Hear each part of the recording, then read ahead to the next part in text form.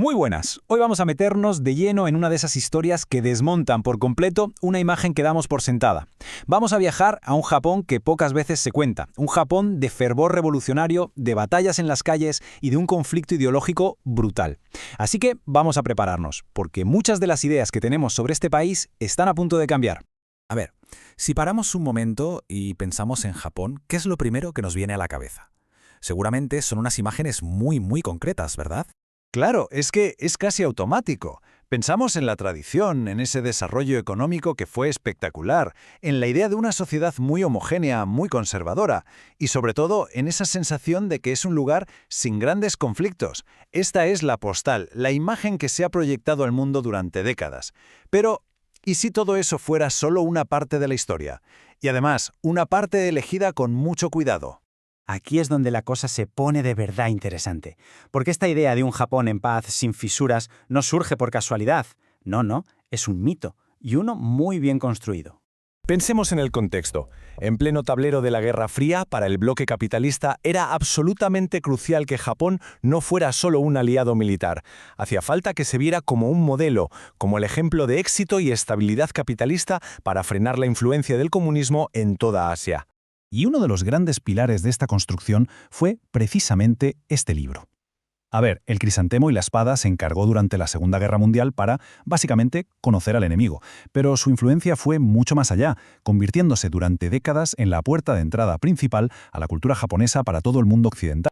Y la frase clave, la que lo resume todo, la dice la propia Benedict en el 46. Sentencia que los japoneses no son revolucionarios. Esta idea, muy de la época, basada en un cierto esencialismo cultural, fue la que cimentó esa percepción de un pueblo conservador por naturaleza. Y claro, al hacerlo, borró del mapa cualquier otra posibilidad. Pero es que la realidad histórica es radicalmente distinta. Vamos a ver cómo esa supuesta armonía en realidad se levanta sobre siglos y siglos de conflicto y rebelión. Lejos de ser un país tranquilo, la historia de Japón está literalmente plagada de insurrecciones. Y no de hace poco. Durante el periodo Tokugawa, fíjate, se documentaron más de 1.300 levantamientos. Luego, en la era Meiji, la rebelión de Chichibu fue tan seria que llegaron a montar su propio gobierno antes de ser aplastados. E incluso ya en 1918, los disturbios del arroz sacudieron los cimientos del país. O sea, la disidencia no era algo raro, era casi una tradición. Y esto lo ilustra a la perfección. Por un lado, la imagen del orden feudal, del poder establecido del régimen Tokugawa, y por otro, la figura de Oshioge Hachiro, un funcionario que, harto de la inacción de las autoridades, lideró un asalto a las mansiones de los ricos en Osaka para repartir la comida entre los pobres. Un contraste brutal, que nos enseña las dos caras de la historia japonesa. Y con todo ese bagaje, saltamos a la posguerra. Porque es justo aquí donde esa tradición de revuelta explota de una manera que choca frontalmente con el mito que se estaba construyendo en ese mismo momento. Olvidémonos por un momento de la imagen de armonía. La realidad de la posguerra fue explosiva. Entre el 45 y el 72, el marxismo era la corriente dominante en el mundo académico. Miles de trabajadores ocuparon y autogestionaron sus fábricas. El Partido Comunista, ojo, llegó a tener sus propias guerrillas en las montañas. Y todo culminó en 1960 con la movilización de masas más grande de toda la historia del país. No suena muy armonioso, ¿verdad? El punto de inflexión, el momento que lo cambia todo, llega en 1956. En el 20º Congreso del Partido Comunista Soviético, Nikita Khrushchev denuncia los crímenes de Stalin en su famoso discurso secreto. La noticia fue un auténtico terremoto para toda la izquierda a nivel mundial. Para el Partido Comunista de Japón, que había basado toda su autoridad moral en la defensa de Stalin, la revelación fue devastadora. ¿Y cómo reaccionaron? Con el silencio. Intentaron quitarle importancia al informe. Para muchísimos militantes, esto fue la prueba definitiva de que al partido le importaba más su lealtad a Moscú que una revolución de verdad. Y de esa indignación, de esa crisis de legitimidad tan profunda, nació un movimiento completamente nuevo, la Nueva Izquierda, o como se la conoce allí, la Shinsei-yoku.